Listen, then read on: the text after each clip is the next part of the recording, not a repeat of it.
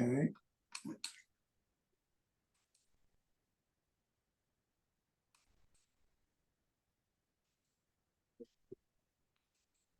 Okay, welcome everyone to the life and teachings of the Baal Shem Tov. This week it's a very, very important class because this Shabbat is the birthday of the Baal Shem Tov. It's called Chai Elul, the 18th day of Elul. And we're going to dedicate our learning tonight to understanding the significance of this day in general, very, very specifically how it affected and influenced and played itself out in the life of the Baal Shem Tov. And then we're going to see even more primordial meaning to this date and some consequences of understanding Chai Elul. So instead of starting with the Baal Shem Tov, we're going to start with an event that is approximately 170 years before the Baal Shem Tov, and that is the Maharal of Prague. Rabbi Yehuda ben Betzalel Lau, called the Maharal of Prague, passed away on Chai Elul. And the reason that's important is because when people look at the teachings of the Maharal, they see the antecedents, the roots of what later would be called Chassidut. In other words, the teachings and the books of the Maharal, in a great measure, paved the way for the type of thinking, type of Torah given over in Chassidut. And he passed away on Chai Elul. Rav Ginsburg has said many times that throughout different streams of Chassidut, they all see the Maharal played an incredibly important part in, as I use the expression, paving the way for a certain way of looking at the world, a certain way of looking at the Torah that later became part of Chassidut. So let's start and learn just a little bit about the Maharal. It's a very, very fascinating individual.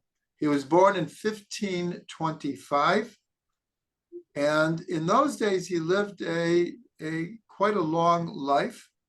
He lived into his mid-80s, and he was born in Poznan.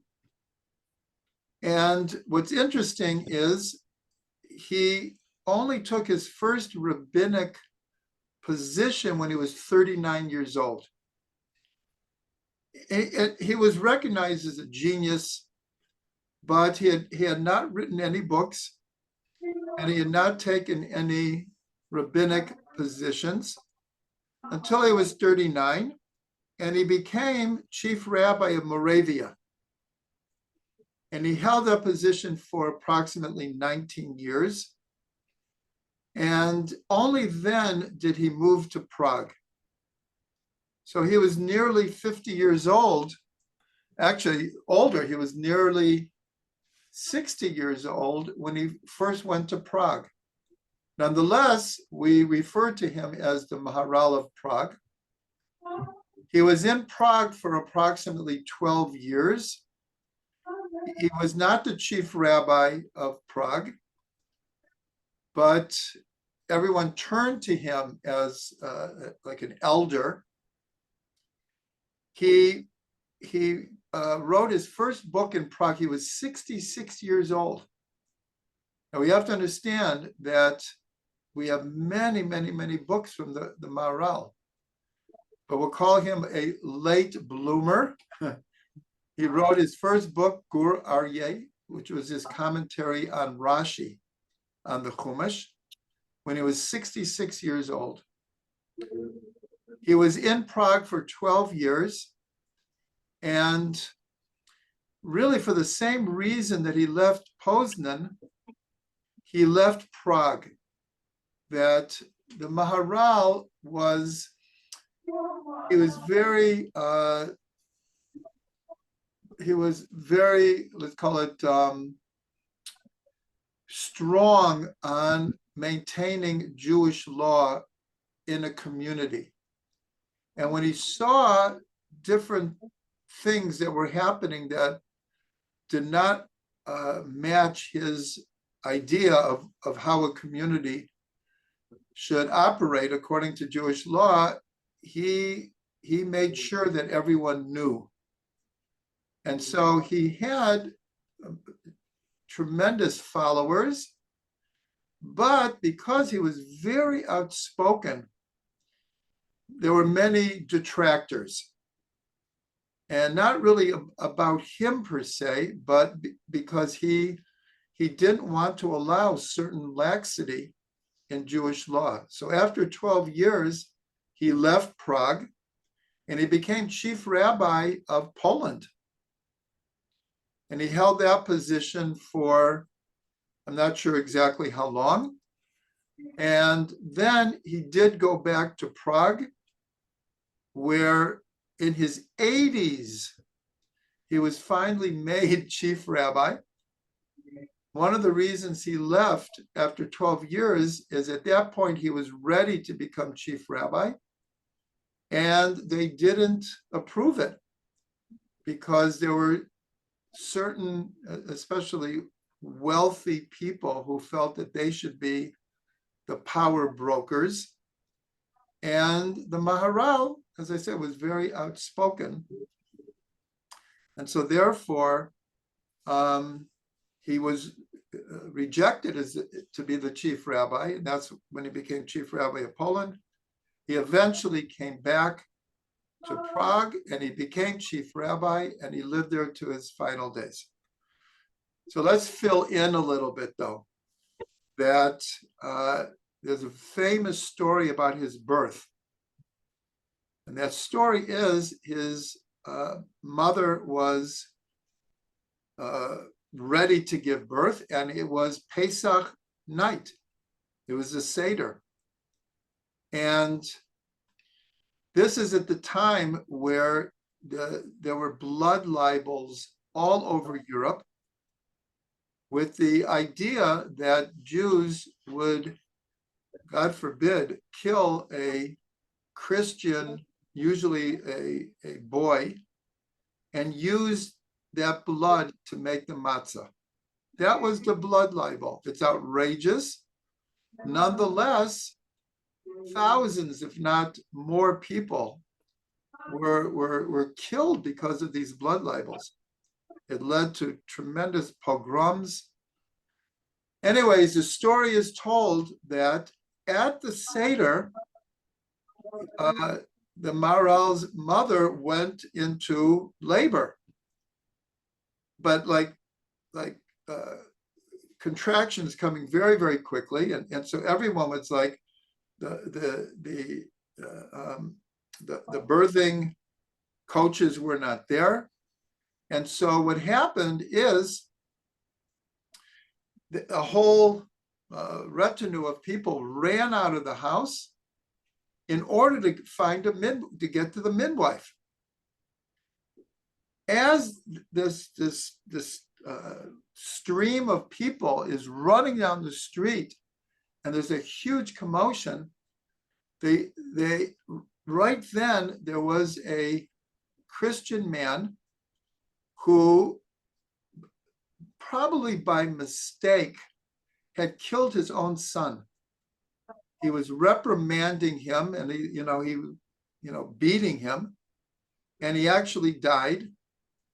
And so he put the body in a bag, and he was planning on taking it to the Maharal's house. Well, he wasn't born yet, to the house of the Maharal, and then go to the police and say, I have evidence that they killed a Christian boy and they used the blood in the matzah for Pesach.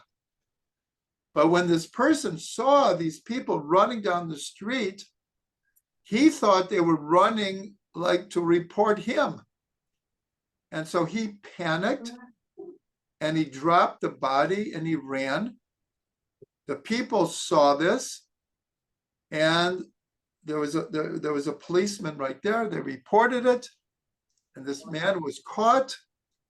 And it was considered that saved all of Prague from a horrible blood libel. And so the Maharal of Prague was born with this energy.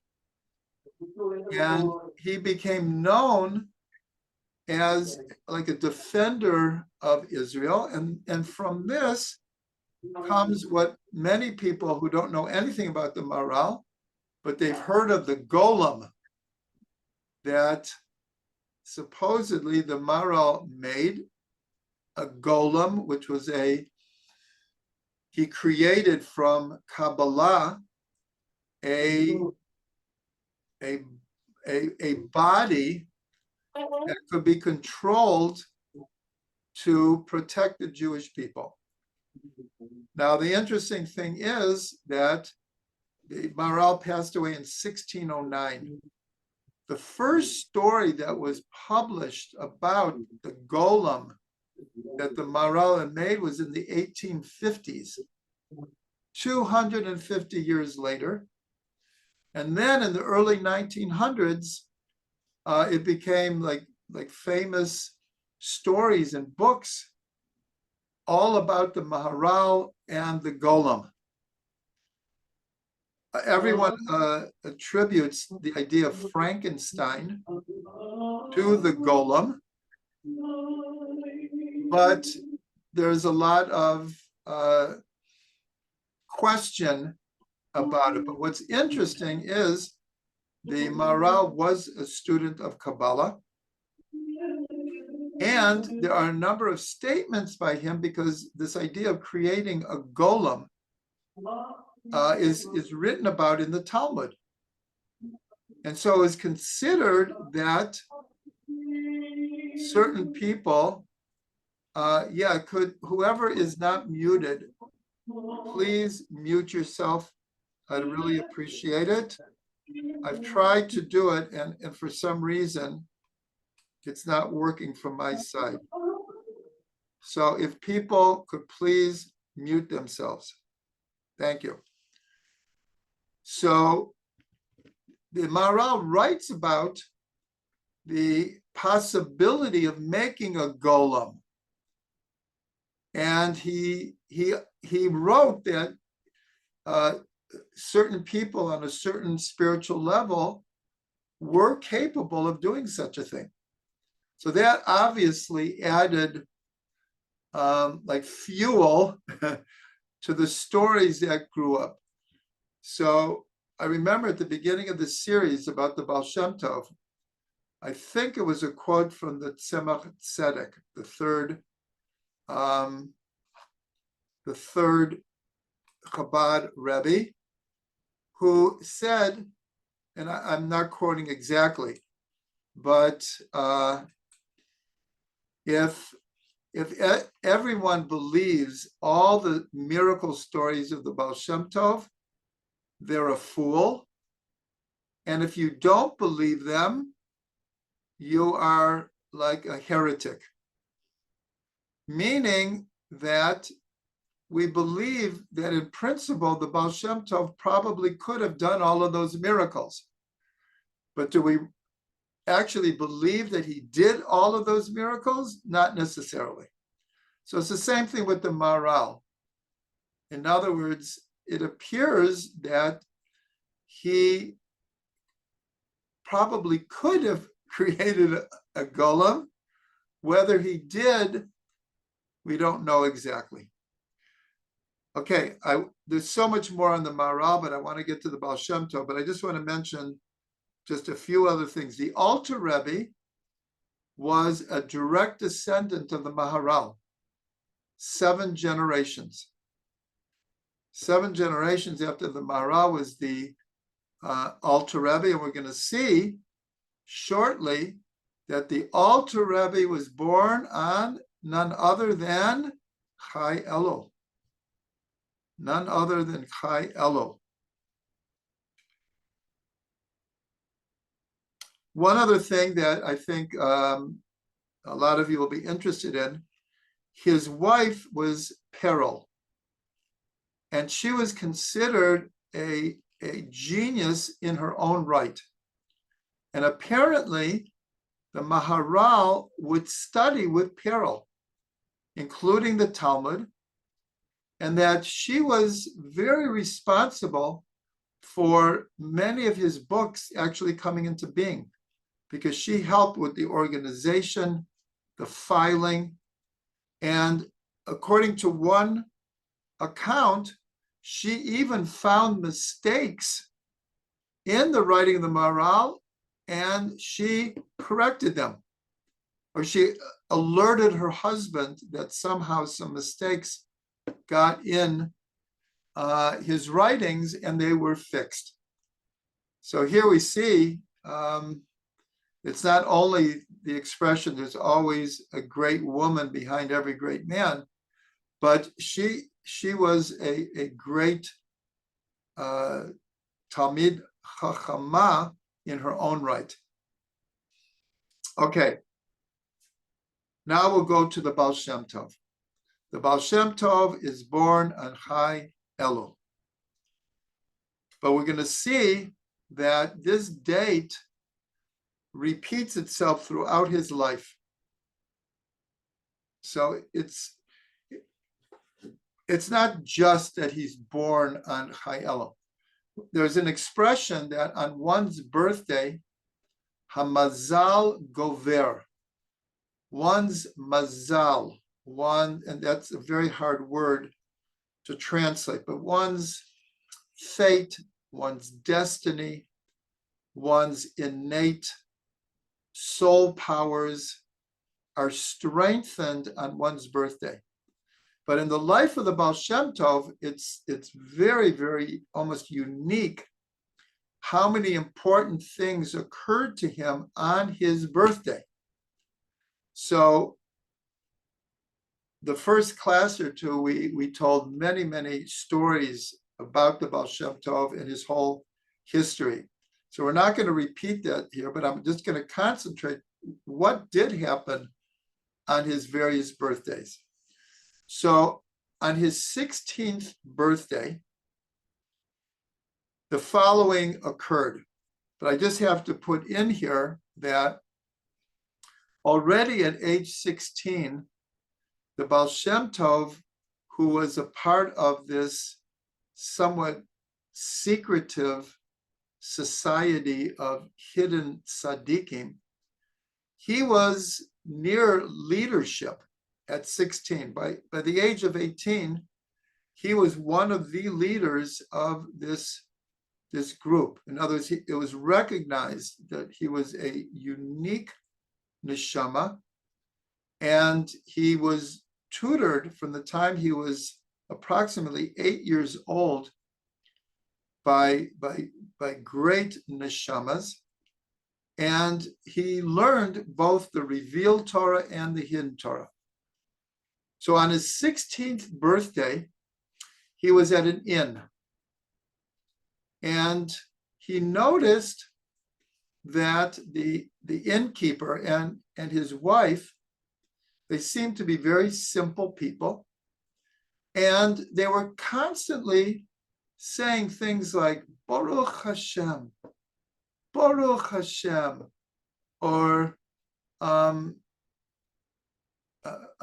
Baruch Shem Kavod Malchuto Leolam Voed. Blessed is the glory of the name of God forever and ever.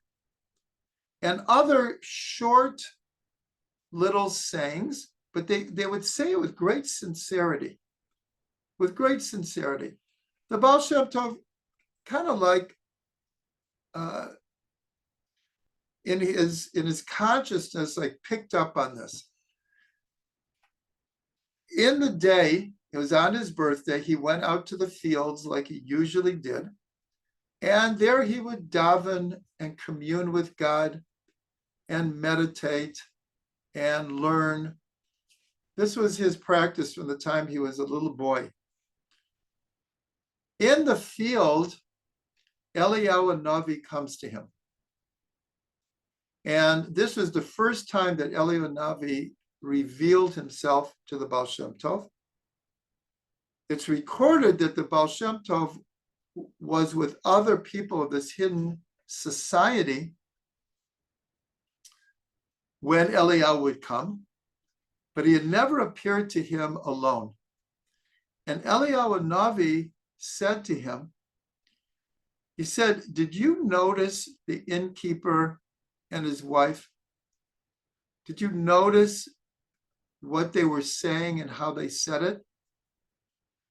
So he said to the Baal Shem Tov, he said, "Here you are working very, very hard to be davening according to the unifications, the yichudim of the Arizal. But I have to tell you that the simple, sincere words of the innkeeper and his wife in heaven equal just as much as the greatest Kabbalists and the greatest Kabbalistic unifications." And this was like a crossroads in the Baal Shem Tov's life. It was from that meeting on his 16th birthday that he came to have an appreciation for what's called the simple Jews, which became a main teaching of the Baal Shem Tov. The idea that every Jew has accessibility to God. Every Jew is holy. Every Jew is equal in God's eyes. Because remember, we learned that at that time there was a bit of a division in Jewish society between the educated elite and those who were less educated. It was almost like two societies. And the Baal Shem Tov, with the urging of Eliyahu Navi, began to see through this. And it's said that from that day on, the Baal Shem also didn't mean that he never prayed again with the Yehudim of the Arizal. But apparently from that point on, he definitely adopted this idea that even just simple praying to God by opening your heart, your soul, your mind, attaching yourself to the words of the tefillah could do as much in the upper worlds as all of the yichudim of the Arizal. So that was his 16th birthday, and it really changed his life. On his 26th birthday, 10 years later, I should mention, during those 10 years, Eliyahu Navi would appear to him all the time and teach him and reveal things to him and send him to different places so he could learn different lessons. So that went on for 10 years. On his 26th birthday, Chai Elul, the Baal Shem Tov had a dream. And he dreamt that a man who he didn't recognize came to him and said, "Tomorrow, I want you to go to the mikveh." And he gave him some, speaking about Yehudim, some kavanot to say, and I will meet you in a cave between two mountains. that he explained to him. The Baal Shem Tov woke up and wasn't sure what to make of this, but he didn't consider it like something that he had to do. The next night, he had the same dream. And this time, he took it seriously. And this man said not to tell anyone about this meeting that we're going to have. And to make a long story short, the Baal Shem went to the mikvah. He went to these designated mountains. He found the cave. And there he met Achia Hashiloni. Achia Hashiloni was the teacher of Eliyahu Navi. It's written about in the book of Kings. And here his soul comes to the Baal Shem Tov and becomes his main teacher for the next 10 years. And he told him not to tell anyone about this. Later, it was revealed, and he learned with the Baal Shem Tov for the next 10 years. They began the Chumash at the first verse, Bereshit bara Elokim et Hashemayim v'aretz, and they learned it according to many, many, many, many different levels for 10 years. And Achia Hashiloni also instructed the Baal Shem Tov in different ideas, different attitudes, different ways of serving God. On his 36th birthday, they finished the Chumash. He got to the last verse, and Achia Hashiloni said to the Baal Shem Tov, now it is time for you to reveal yourself. For those who remember, until this point, the Baal Shem Tov was a hidden tzaddik. He would go from place to place, and certain people would understand that he was a great neshama. As soon as people would realize that, he would leave. So he remained almost, I'll call it 99% hidden. On his 36th birthday, Chai Elul, Achia Hashiloni told him, it's time to reveal yourself. To make a long story short, the Baal Shem Tov did not want to reveal himself. He felt it was almost a punishment. He felt that his service of God was between him and God. He was acting very, very strongly in this society of hidden tzaddikim. So they were doing acts of goodness all over the place, but it was done in a hidden way. And Achia Hashiloni said, no, it's time to reveal yourself. It's not a punishment. It's why you came into this world. And so apparently it took a few months for the Baal Shem Tov to come to terms. And according to one account, he revealed to his wife that he was being instructed from heaven to reveal himself. And they fasted for 3 days in order to get clarity. And after 3 days, the Baal Shem Tov understood that this was his destiny. And then he did reveal himself. So without going into all kinds of other stories, the whole point here is this day like formulated the being that we call the Baal Shem Tov, from his birth to his 16th birthday, when Eliyahu Navi revealed himself to him, to his 26th birthday, when Achia Shiloni revealed himself, to his revealing himself to the whole world. Okay, now, when the Baal Shem Tov is 46 years old, everyone detected that he became very, very happy that year. He was just very, very upbeat, very optimistic, full of life and energy. And he started to say that a new soul is about to be born in Israel.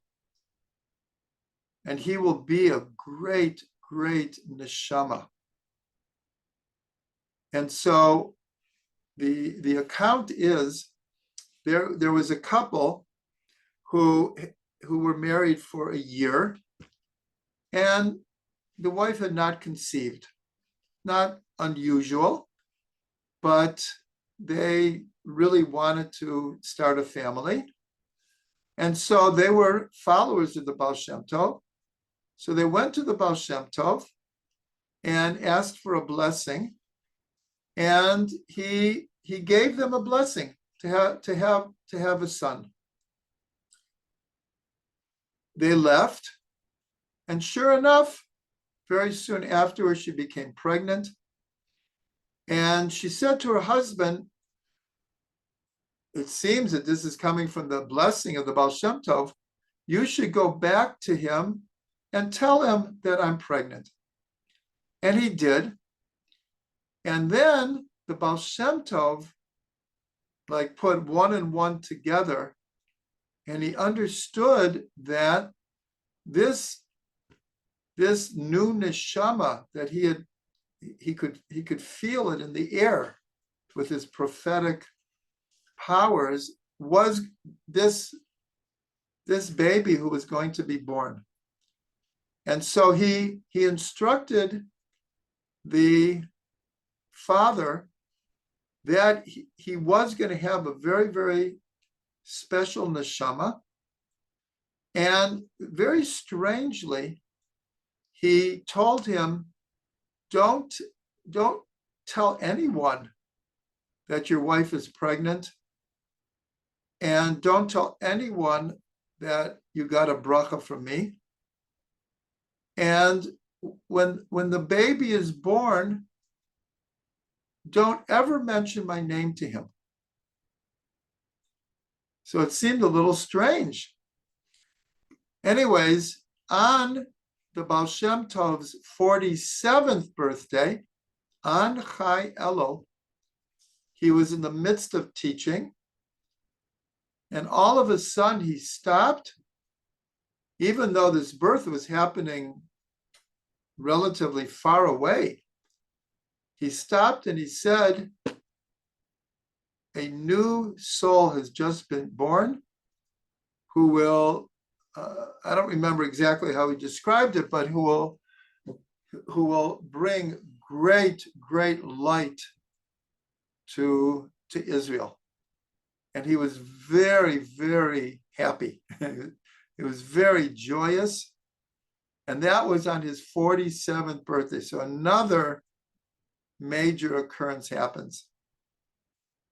The parents did as the Baal Shem Tov said, but right before his third birthday, the father comes back and asks, could we bring this child to you for you to, give him the haircut for his upshirin on his third birthday? And the Baal Shem Tov agreed, and they brought, this was the Alter Rebbe, I should have mentioned that. That is the soul who was born, the Alter Rebbe. As I mentioned before, he himself was born in Chai Elul. So they bring him to the Baal Shem Tov on his third birthday, which is Chai Elul, And the Baal Shem Tov gave him many, many brachas. And he, again, in private, told the father, do not mention me to your son. Don't teach him anything about Chassidut, because he has to come to it of his own. He can't grow up with it. He'll have to come to it on his own, which is exactly what happened to the Alter Rebbe. And he gave the little boy blessings. He cut his hair, and they left. The Alter Rebbe, even the Baal Shem Tov, lived another 13 years, never saw him again. But when they left, the little boy asked his parents, who was that man who gave me blessings and cut my hair? And they said, that's your Zaidi. That's your Zaidi.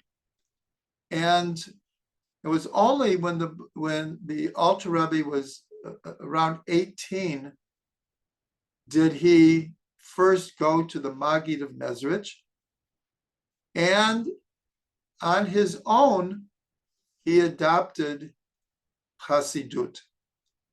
But the rest of his life, any time that he would quote the Baal Shem Tov or talk about the Baal Shem Tov, he would call him Zaidi. He would come, because then he understood who that man was, but it took many years. And for whatever reason, the Baal Shem Tov felt that he had to come to Chassidut on his own, without being brought up that way and just adopting the ways of Chassidut without thinking about them.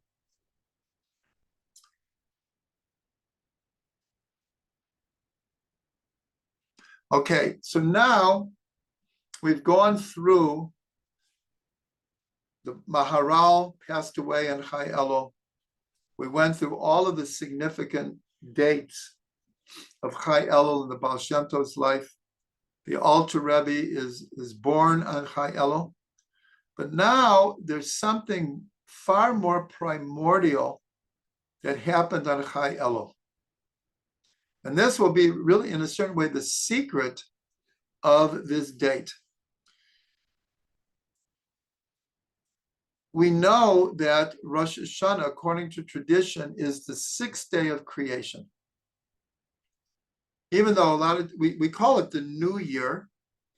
And if you wouldn't know that fact, you would assume that the 1st of Tishrei is the 1st day of creation.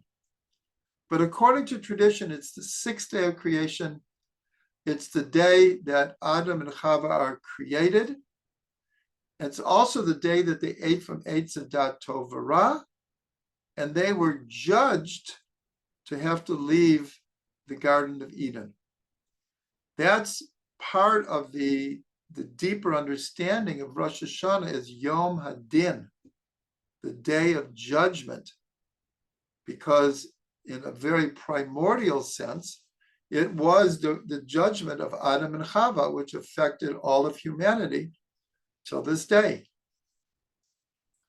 So when does creation start? According to this paradigm, Chaf Hei Elul, the 25th day of Elul.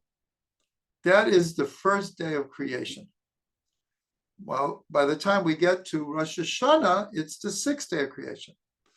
So the Arizal revealed, and it was especially written about in Rabbi Shalom Sharabi, who was a great Kabbalist in the mid-1700s. He came to Israel and he set up a yeshiva that still exists. It was called the Beit El Yeshiva. It was a Kabbalistic yeshiva where they learned Kabbalah. Many people consider he was called the Rashash, Rabbi Shlomo Sharabi. It's called the Rashash, that he was a Gilgul of the Arizal, because his writings really took the teachings of the Arizal and like polished them and explained them. And he trained a whole generation in the secrets of the Arizal. He lived approximately 200 years after the Arizal. But as I said, many people consider him a Gilgul. So he revealed an incredible thing. If the first day of creation is Chaf Hey Elul, now we have to understand that we're talking in somewhat symbolic terms here. So if the first day of creation is Chaf Hey Elul, that's Olam HaTikun. That's our world.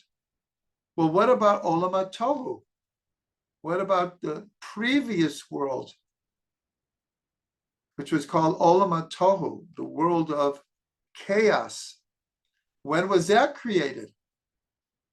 So if you go back 7 days from Chai Elul, from Chaf Hey Elul, you get to Chai Elul.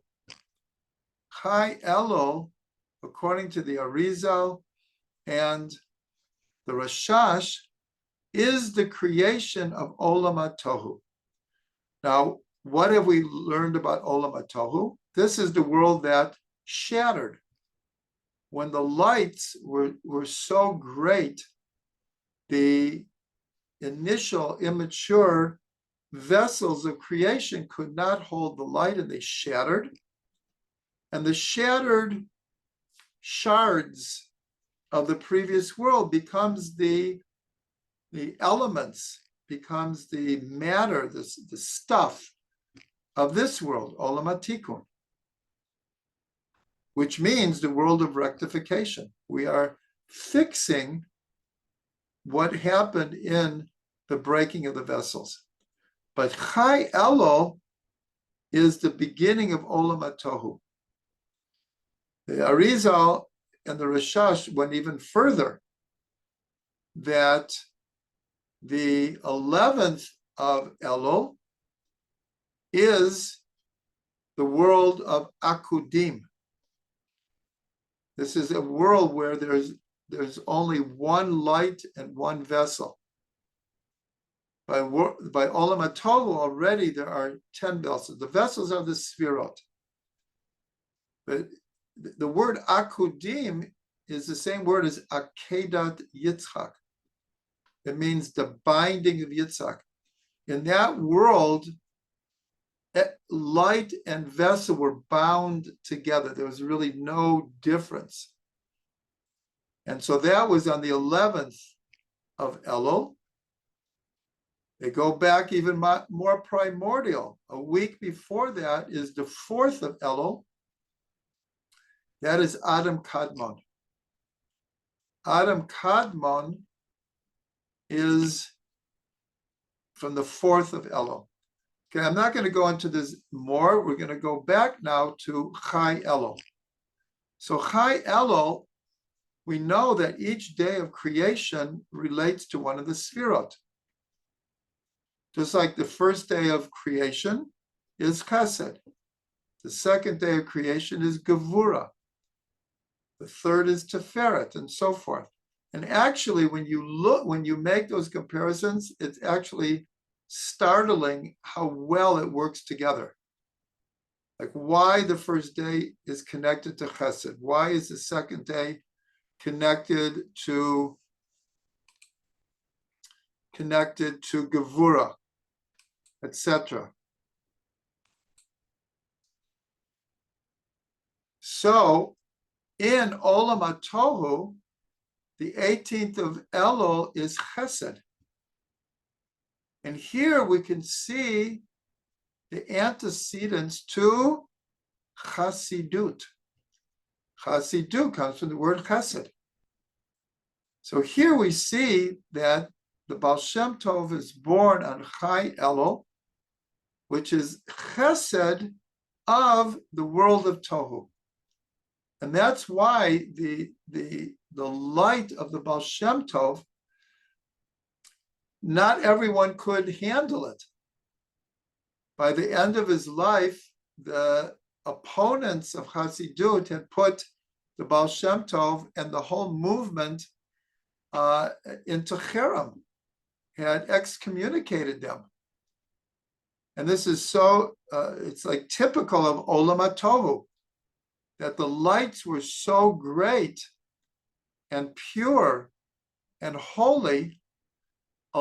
Many of the vessels of that era could not handle it. It could not handle it. So this is a very deep understanding of Chai Elul and its connection to the Maharal, to the Baal Shem Tov, to the Alter Rebbe, that the whole movement of Chassidut is coming through these individuals, and they are rooted in Chai Elul in a much more primordial manner.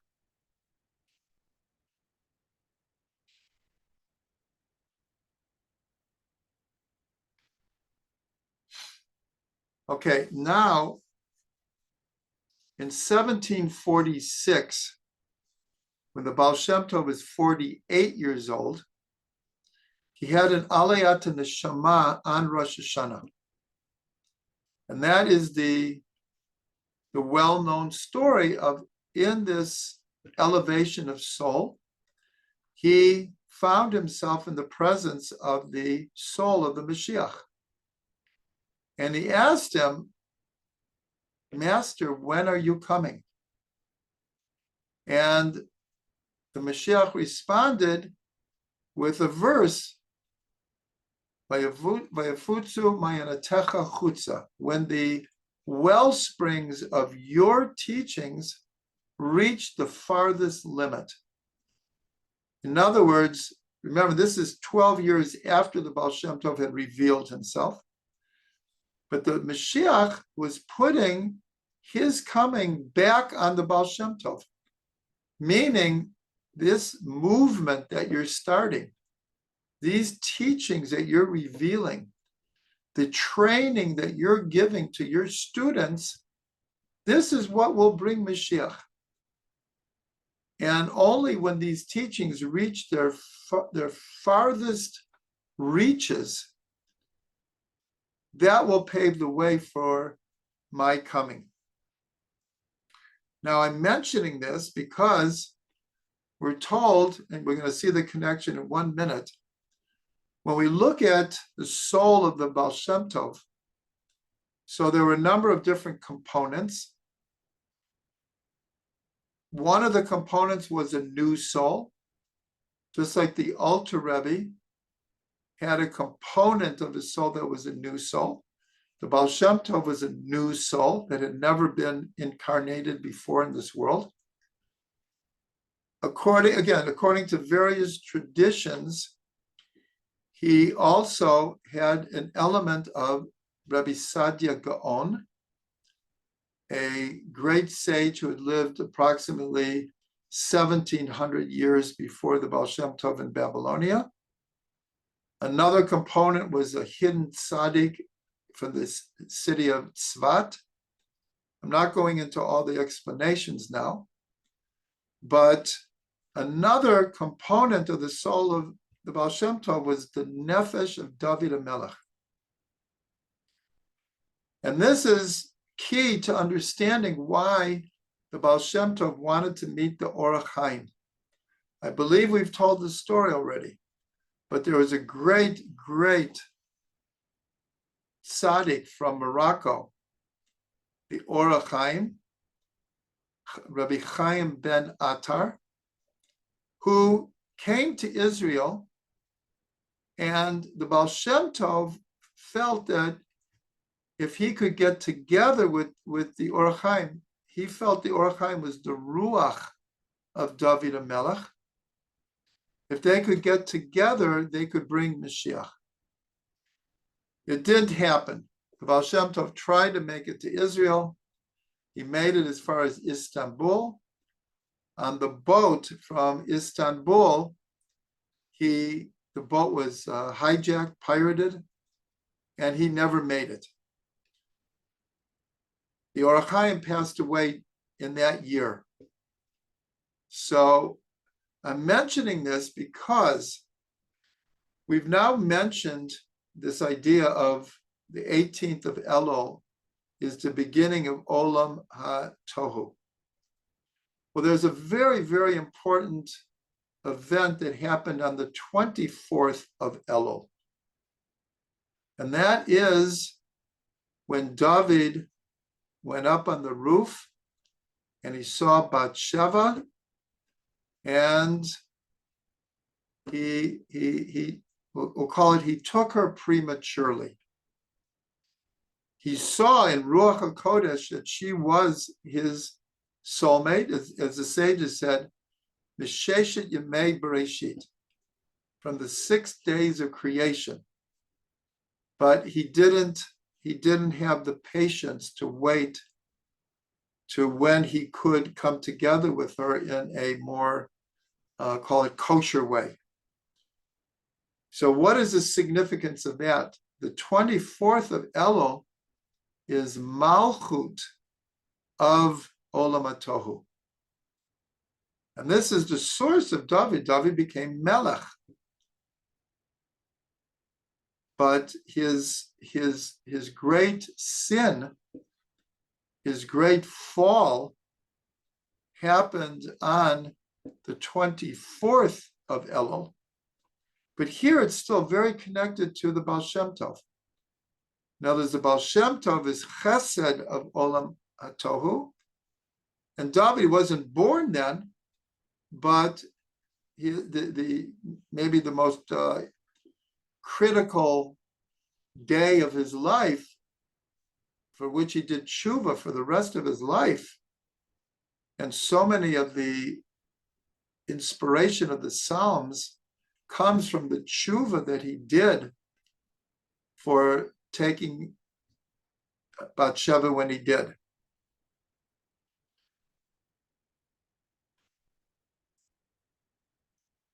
Malchut is always associated with prayer.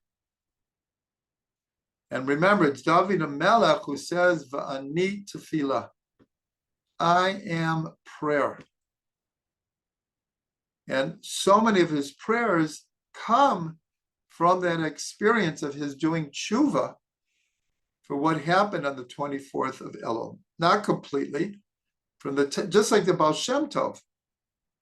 Just like the Baal Shem Tov went out in the fields from the time he was a little boy, David HaMelech was out in the field with the sheep from the time he was a little boy. There's so many connections between the Baal Shem Tov and David HaMelech.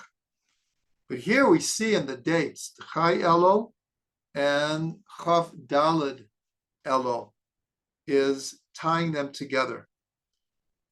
Now, of course, it's also connected to Mashiach. Because the Mashiach is the one that says to the Baal Shem Tov, when your teachings reach their farthest reaches, and of course, Mashiach is Mashiach ben David. Now, to add something also highly significant, the Baal Shem Tov dies in the same day as the David HaMelech on Shavuos. They weren't born on the same day, but they die in the same day.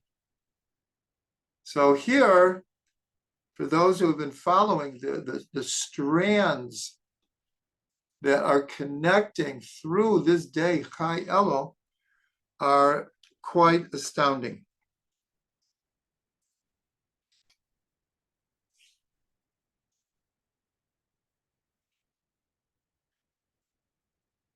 On Sukkot, we add to our grace after meals, to our benching. Harach Haman hu yakim et Sukkot David hanofelet. Harach, O merciful one, please raise up the fallen sukkah of David. What is the fallen sukkah of David? Remember, David represents Malchut. And the fallen sukkah of Malchut, this is really in the first Torah of Rabbi Nachman, Likutei Moharan, how Malchut and Chen are in exile. In other words, the fallen sukkah of David is the fallen temple, which was David's vision. His son built it, but it was his vision to build a temple to God. And in fact, he began the plans of building the temple. And it was left to Shlomo HaMelech, Solomon, to finish the temple. But in a certain way, we could see it's the Baal Shem Tov who is lifting up the fallen sukkah of David, because he's connected to the soul of David. He's connected to the soul of Mashiach. And when the Baal Shem Tov was born, as we've discussed, the situation in the Jewish world was desperately critical. It was like the end of the end, the bottom of the bottom. People were just without hope, without encouragement, without knowing the next day if there's going to be a pogrom or not. Just everyone's life was just hanging in the balance.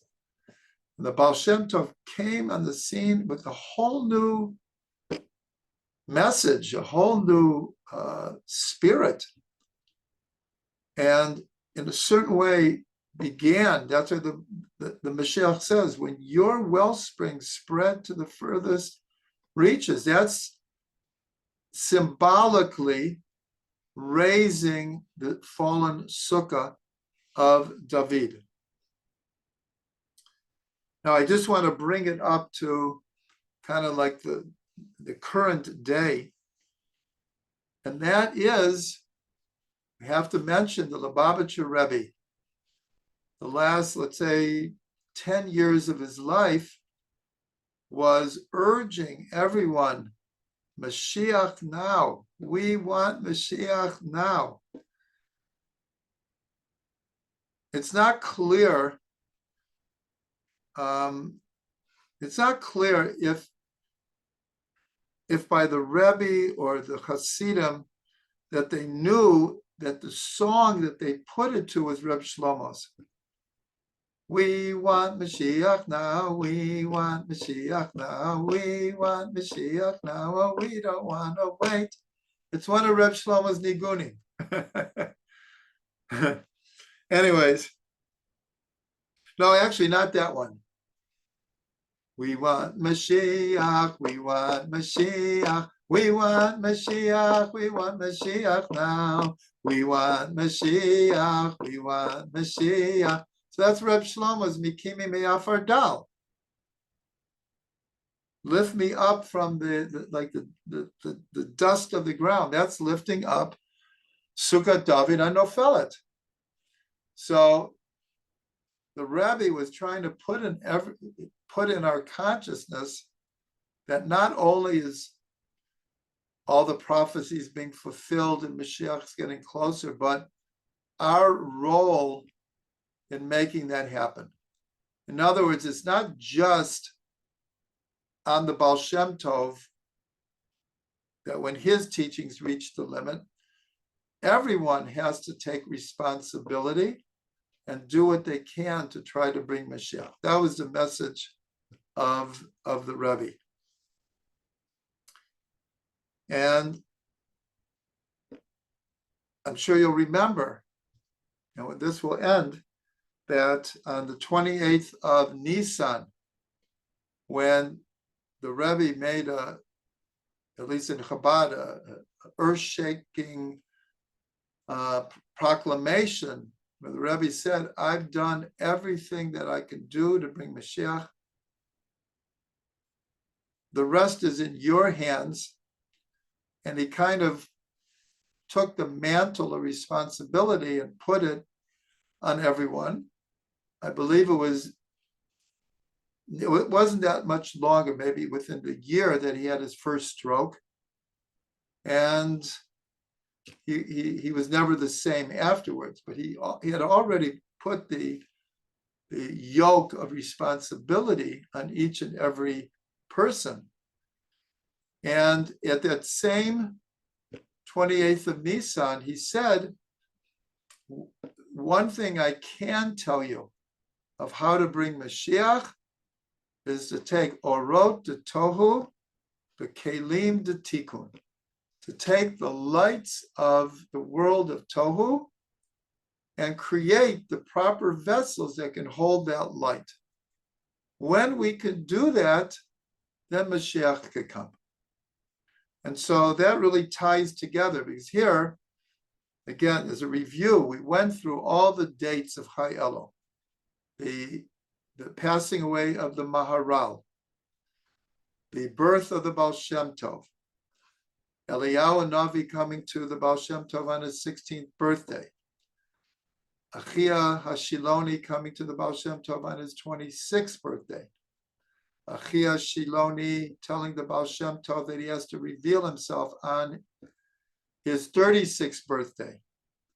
On his 47th birthday, the Alter Rebbe is born. So we went through that, but then we went back and saw a much more primordial understanding of Chai Elul. We connected it to the 24th of Elul, to David HaMelech. And the whole idea, though, is the Baal Shem Tov brought the lights of Tohu into the world. And we have to continue that. This is what it says in the Zohar, that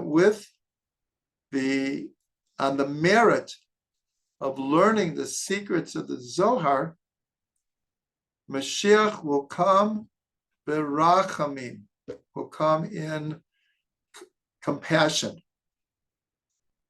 And this most certainly is the incentive behind Rav Ginsburg's teaching for all these years, Kabbalah and Chassidut, is that is considered, that is what we can do, is to bring these teachings into the world. The teachings are full of light, and they're full of the lights of Tohu, and we are responsible to make the proper vessels in order that these lights can help bring the Mashiach.